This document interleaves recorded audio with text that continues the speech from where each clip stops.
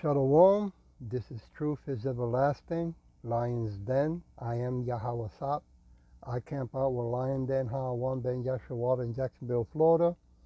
But first I'd like to say a prayer to the Father, to the Son, to the elders, to the Achians, and to the women and children around the world in ancient Hebrew language.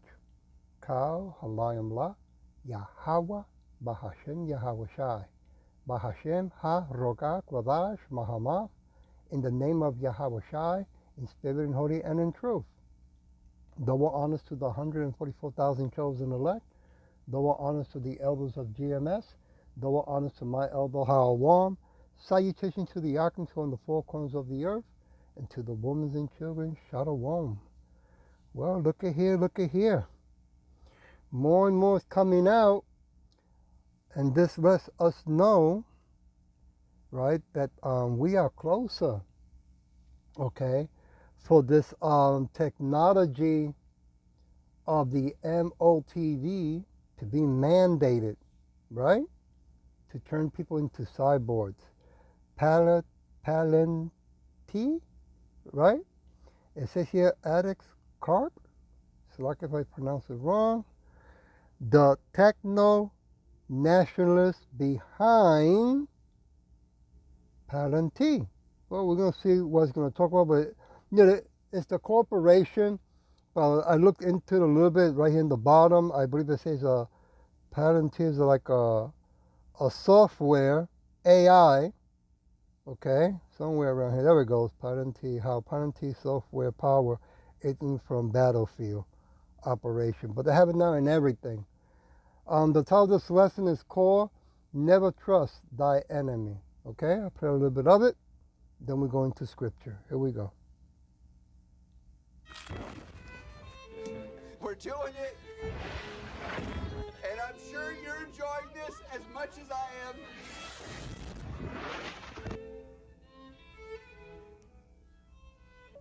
All this damage and death can be traced back to one man, Alex Karp, the demon that walks the earth, claiming to be a savior to the people of the Western world with involvements in the CIA, ICE, Ukraine, military actions in the Middle East, and soon to be Terminator robots weaponized here in the US.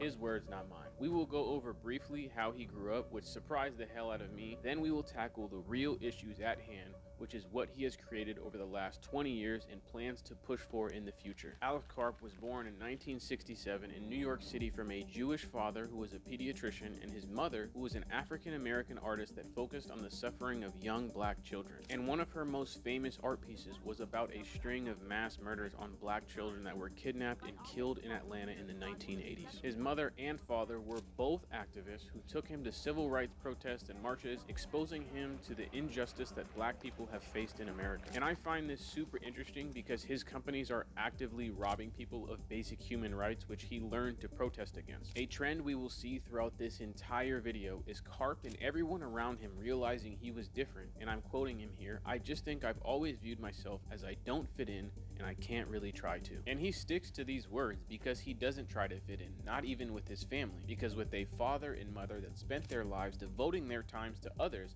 Alex Karp seems to have veered off that path completely. There is not a ton of information about his early years of life. It really starts when he graduates from Haverford College in Pennsylvania in 1983 with a bachelor's in philosophy. He then goes on to Stanford to study law, which is where he meets Peter Thiel, who is a very important figure. Well, you know, Peter and I have been friends for almost 30 years. We met at Stanford. He was on the right side of many issues. He's a little more eclectic, I think, than people, but mostly on the right, and I was mostly, if not exclusively, on more kind of a progressive side of things. If you haven't seen my Peter Thiel video, I recommend checking it out. It will give you a better understanding of who he is. For now, Peter Thiel is going to go in the background because Alex Karp transfers to Goethe University in Germany. His dad was from Germany, so he says he feels comfortable there because you can say whatever you want without being canceled, and this is just classic conservative mindset. Even with his dad immigrating here from Germany, Karp is strongly against immigration, with his companies helping ICE to remove immigrants. So while he he's in Germany, he's getting his PhD in neoclassical social theory. What I find so funny is he didn't follow law because he said, I learned at law school that I cannot do something I do not believe in. So instead of doing law, he started his own investment firm called the Caidman Group. Why I find this so funny is because he talks about something you believe in, like a higher calling, and instead he ends up getting an inheritance from his grandpa to start a money management business for high net worth individuals. Truly heroic. So I couldn't find a ton of information on the Caidman Group besides their incorporation back in 2005 in London. It took me a bit to figure out if this was his actual company, so I went to the UK's government website and looked up the people that work at the Caidman Group, and all of those people work at Alex Karp's main company now, which is Palantir, and we are going to do a deep dive on Palantir very soon. One person that stuck out to me is Melanie Bertona, who is said to have a significant control or influence in his investment firm, and her role now at Palantir is head of digital transformation strategy. So according to this paperwork, she has been around since 2005, but the way she talks about Dr. Karp is kind of weird and it makes it seem like a cult. I mean, obviously, Dr. Karp's just written a book and everyone should read it. And, there's I think the main theme of it is that it's really important to believe in something. So after starting this investment firm, he gets the most important call of his life from Peter Thiel. Thiel in the PayPal mafia had just sold PayPal for over $1 billion, and Thiel walked away with over $50 million for himself. And with that money, he tells Karp he's going to start a new business and he wants Karp to run it. Thiel claims the fraud detection system for data that PayPal was using could potentially be used at mass scale for not just normal people, but for governments around the world, thus the creation of Palantir. Palantir is a software company that can integrate, analyze massive amounts of data from images, spreadsheets, DNA, pretty much anything, all on a platform that is accessible and easily understandable to anyone. The reason they named the company Palantir is after the Seeing Stones in Lord of the Rings. Always tempted to do the literary answer from Lord of the Rings. Seeing Stone, which is very powerful, it helps you understand the world better. It was originally created by the elves. It was meant to be used for good purposes. It is a potentially very dangerous technology. It's very powerful.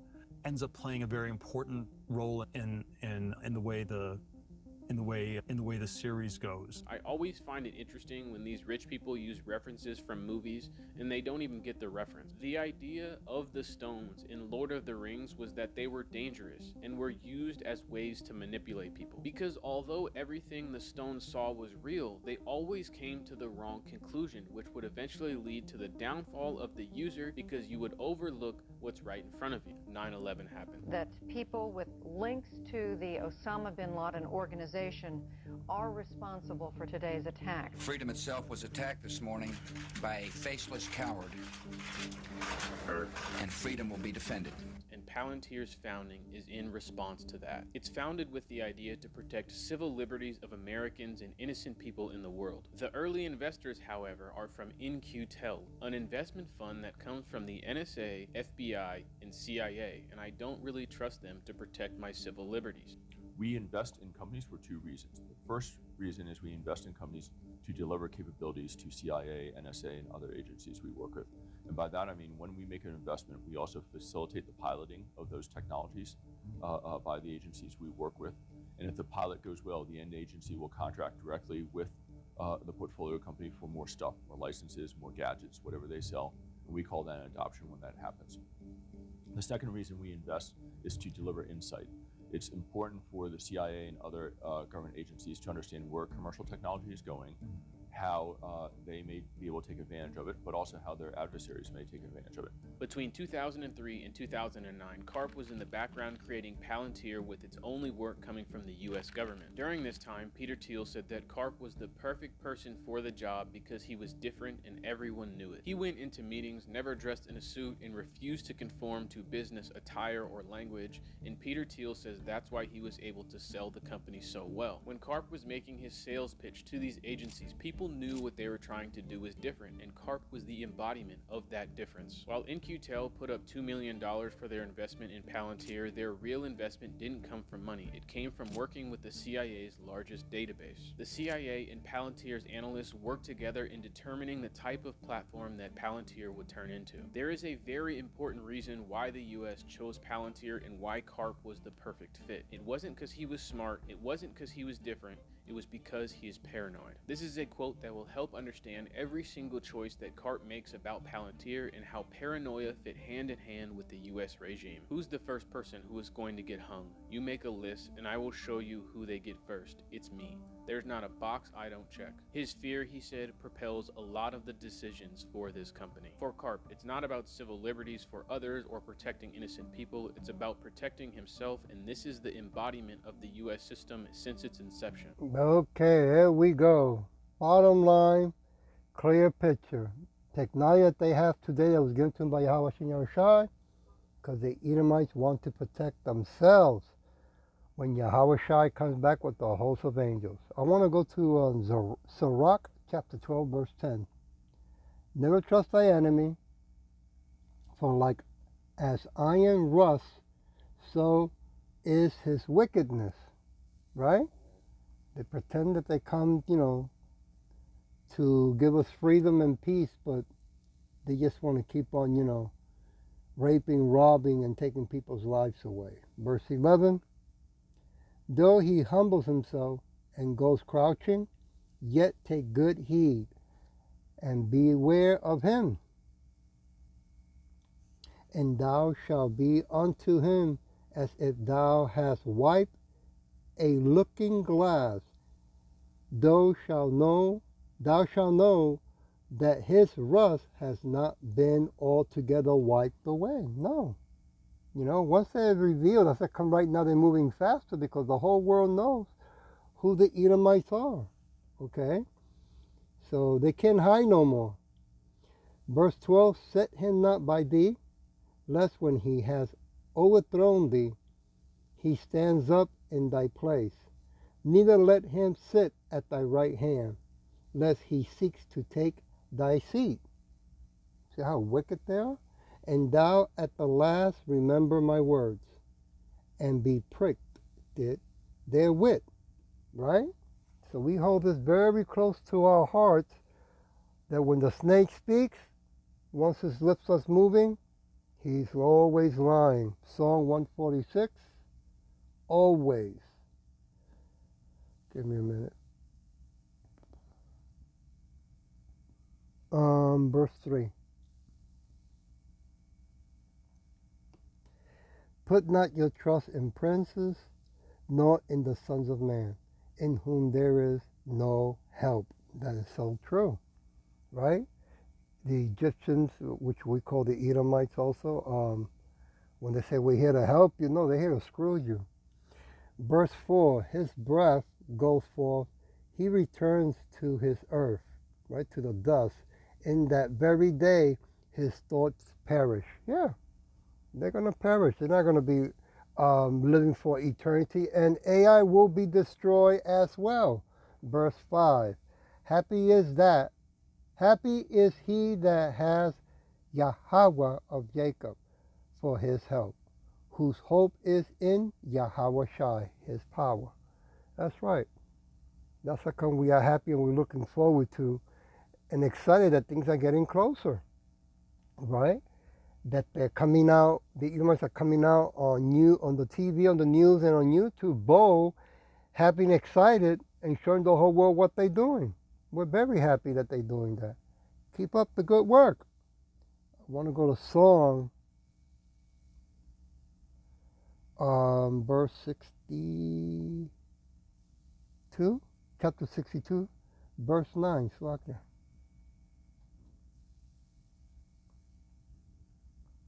Surely men of low degree are vanity. Men of high degree are a lie, to be led in the balance. They are altogether lighter than vanity. Yeah.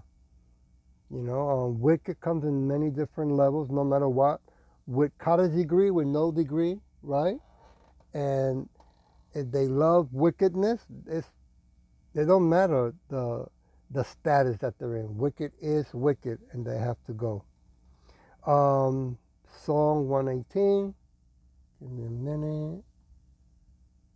Well, I look for it. I go to verse 8. It's better to trust in Yahweh Shai than to put confidence in man. Verse 9. It is better to trust in Yahweh Shai than to put confidence in princes. Presidents, corporations, right? Well, I can't say the other word, but you can take it from there. Anything that has to do with heathens and wickedness, you don't put your trust in. I want to go to Jeremiah chapter 17,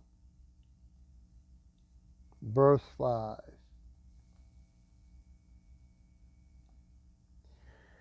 Thus said Yahweh Shai, cursed be the man that trusts in man, and makes flesh his army, and whose mind departs from Yahweh Shai.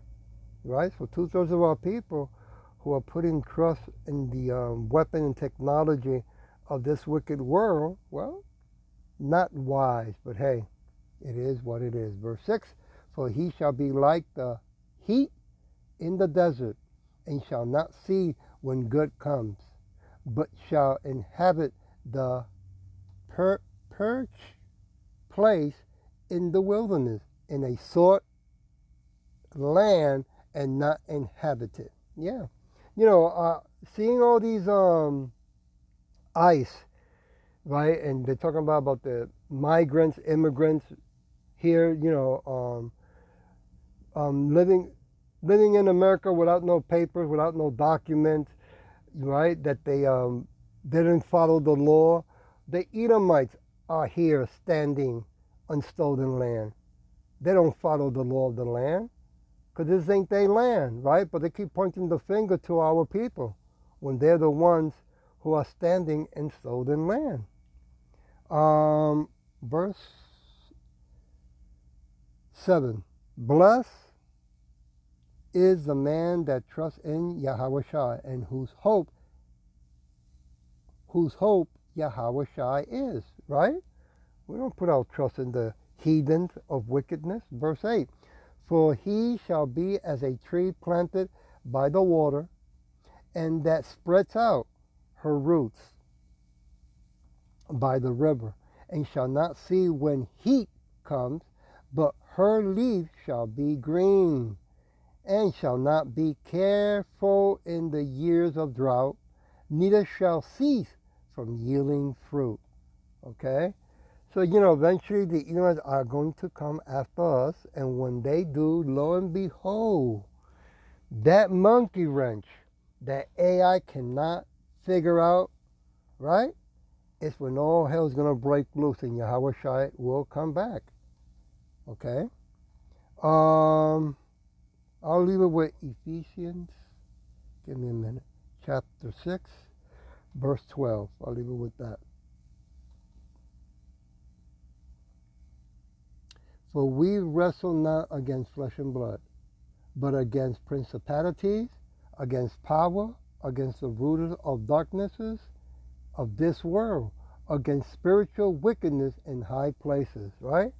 And this AI is a wicked device that the Edomites are so happy and proud, because in their eyes and their IQ, that's their savior, right? They're going to rule the world, right? Make it white again. But lo and behold, Yahushua is going to come back, King of Kings, Lord of Lords, 10 feet tall, dark skin, right? With a host of angels, a host of army, to remove this wickedness from the face of the earth and to put these heathens into slavery for 1,000 years. I hope that this was edifying, and with that I'll say Shalom.